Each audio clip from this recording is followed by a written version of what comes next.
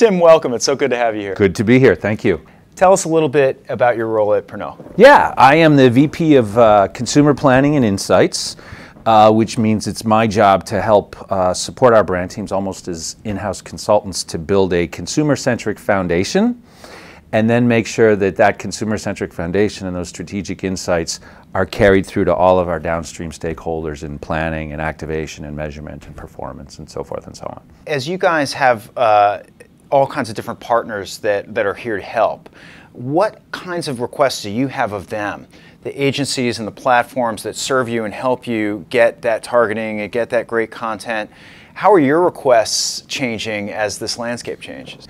What we ask for are first and foremost solutions. You know, we talk a lot about connected consumer journeys.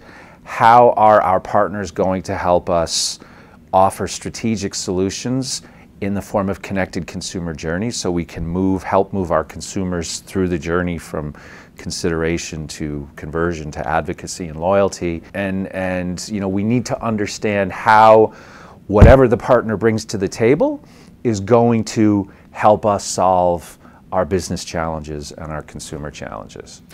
And do you find yourself having more in-depth conversations about your business with media folks? For instance, you know, your typical digital ad campaign used to be about impressions and clicks, and now I think as the capabilities increase, it seems to me that a lot of brands are asking more of their agency partners and their digital media partners. Is that the case? Absolutely. I mean, I think the bottom line is the lines are blurring, you know, where you would traditionally approach I'll say a media partner as a media partner. These partners now can offer strategic services, they can offer insight, they can offer content creation, they have their own audience, they have syndicated content. So it's an interesting transition for a marketer because the neat little boxes where you sort of put all your agencies and your partners don't really exist anymore. Amazing. So what's the digital experience of a Pernod Ricard brand, or what should it be on a mobile device right now? You know, first and foremost, it should drive engagement.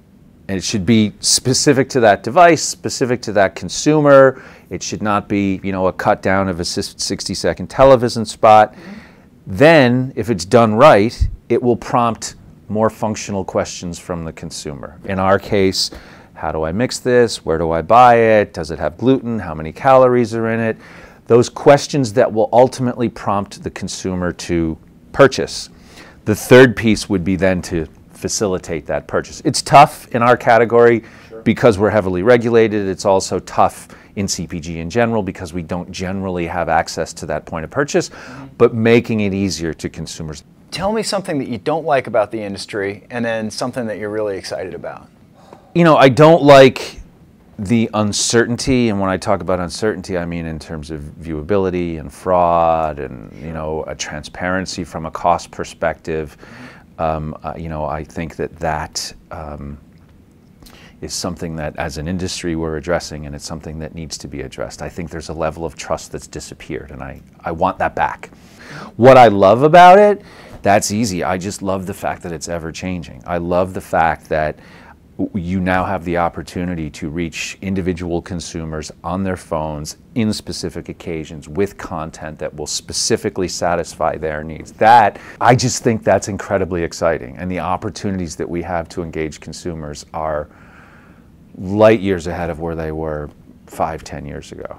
Couldn't agree more. Thank you so much. You're very welcome, Mitchell. Really Thank you. I really enjoyed it.